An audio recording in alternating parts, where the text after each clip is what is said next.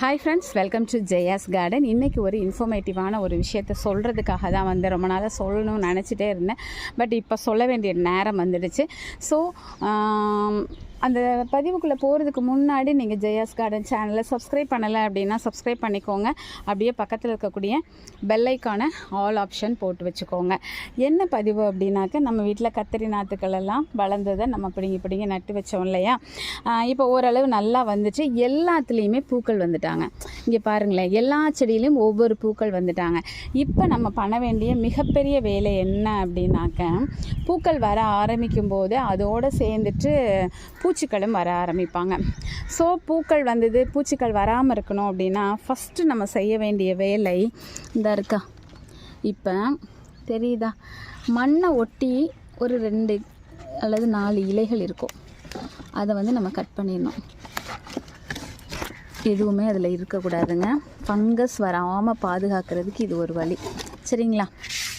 இங்கே பாருங்கள், இப்போ இந்த ஹைட்டில், இவ்வளோ ஹைட்டுக்கு நம்ம வந்து எந்த ஒரு இதுவும் இருக்கக்கூடாது. அப்போ அந்த இலைகளை ப்ரூன் பண்ணுற வேலையை கண்டிப்பாக செஞ்சு வைங்க.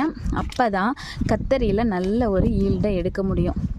பாருங்கள், பக்கத்தில் ஒரு 1/2 அடின்னு ஞாபகம் வச்சுக்கோங்களேன். இந்த இருக்கா, இங்கே பாருங்கள், 1/2 அடிக்கு நம்ம வந்து இலைகளை எடுத்து விட்டுறணும், மண்ணை விட்டு. இங்கே பாருங்கள், இது அவங்க பேர் என்ன, நெற்பவளம் முளைச்சிருக்கு. எல்லா செடிகள்லேயும் 1/2 அடிக்கு நமக்கு எதுவுமே இருக்கக்கூடாதுங்க. அதே மாதிரி உள்ள களைகளும் இல்லாமல் பார்த்துக்கோங்க. சரிங்களா? அப்படி நல்ல ஒரு அட்மாஸ்பியரை அவங்களுக்கு நீங்கள் கொடுக்கலை அப்படின்னா, அதிகமாக நம்ம வீட்டில் நிறைய கத்தரி வந்து வச்சு அறுவடை பண்ணுறோம் எப்போவுமே. இப்போ எல்லோரும் எங்களுக்கு கத்தரி மட்டும் வரவே மாட்டுக்கு, ஆனால் உங்களுக்கு நிறைய வருது. கத்தரி சிஸ்டர்னே ஒரு காலத்தில் பெயர்லாம் வச்சுருந்தாங்க. அதுக்கெல்லாம் காரணம் வந்து இந்த மாதிரியான ஒரு சின்ன ரொம்பலாம் கஷ்டப்பட மாட்டேன். ஒர்க் பண்ணிவிட்டு எப்படிங்க இதெல்லாம் ரொம்ப கஷ்டப்பட முடியும். ஓரளவுக்கு பராமரிப்பேங்க. அந்த பராமரிப்பை நீங்களும் கண்டிப்பாக பண்ணுங்கள். சரிங்களா? இதெல்லாம் நீங்கள் பண்ணினீங்கன்னா தான் பாருங்கள், மண், ஏன்னா அந்த 1/2 அடிக்கு ஒரு இலை வரும்போது அந்த இலை வந்து தரையில் படும். இப்போ தரையில் படும்போது தான் மண் பட்டு தண்ணி ஊற்றுவோமா, எல்லாமே சேர்ந்து ஃபங்கஸாக உருவாகும். சரியா? இந்த வேலையை கண்டிப்பாக செய்யணும் கத்தரிக்கு. அதுக்கப்புறம் வேறு எதுக்குன்னா, பச்சை மிளகாக்கும் அந்த மாதிரி இருந்துச்சுன்னா நீங்கள் செய்யணும். அப்புறம் பழுத்த இலைகள், அப்புறம் ஒரு மாதிரி டல்லானது, ஏதாவது பூச்சி தாக்குதல் இருக்கிற மாதிரி இலைகள் அது இருந்துச்சுன்னா உடனடியாக அப்புறப்படுத்த வேண்டும். இந்த வேலையை நீங்கள் பூக்கள் வந்தோடனே செஞ்சிங்கன்னா மட்டும்தான் நம்ம வந்து கத்தரியை எந்த பிரச்சனையுமே இல்லாமல், இவங்களெல்லாம் ரொம்ப கவனமாக இது பண்ணணும். முள்ளு செடி,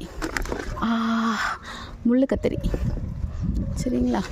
கவனமாக எல்லாத்தையும் பண்ணிடுங்க. இந்த வேலையை நீங்கள் செஞ்சிட்டிங்களா அப்படின்னு சொல்லி எனக்கு கமெண்ட் பாக்ஸில் சொல்லுங்கள். செய்யலை அப்படின்னா உடனடியாக அந்த வேலையை செஞ்சுருங்க. தண்ணி ஊற்ற வந்திருக்கேன், வந்த இடத்துல தான் நான் வந்து இந்த வேலையெல்லாம் செஞ்சிட்ருக்கேன். இனி தான் நான் போய் கிளம்ப போகிறேன். ஸோ ஒர்க் பண்ணிவிட்டு என்னால் இந்த மாதிரிலாம் பண்ண முடியுதுன்னா உங்களால் ஏன் முடியாது? கண்டிப்பாக முடியும். அதுக்கான நேரத்தை நீங்கள் ஒதுக்கிட்டு இந்த மாதிரி செய்யுங்க. சரிங்களா? நம்மளோட வீடியோவை தொடர்ந்து வாட்ச் பண்ணும்போது அடுத்தடுத்து ஒவ்வொரு நாளும் என்ன பண்ணுறேன், எப்படி இவ்வளோ பசுமையாக இவ்வளோ ஒரு 400 செடிகளை வளர்த்துக்க முடியுது அப்படிங்கிறதெல்லாம் உங்களுக்கு ஒரு ஐடியா கிடைக்கும். சரிங்களா? வீடியோ பிடிச்சிருந்ததுன்னா கண்டிப்பாக ஃப்ரெண்ட்ஸ் அண்ட் ரிலேட்டிவ்க்கு ஷேர் பண்ணுங்கள். மறக்காமல் சேனலை சப்ஸ்கிரைப் பண்ணி சப்போர்ட் பண்ணுங்கள். Okay, bye friends.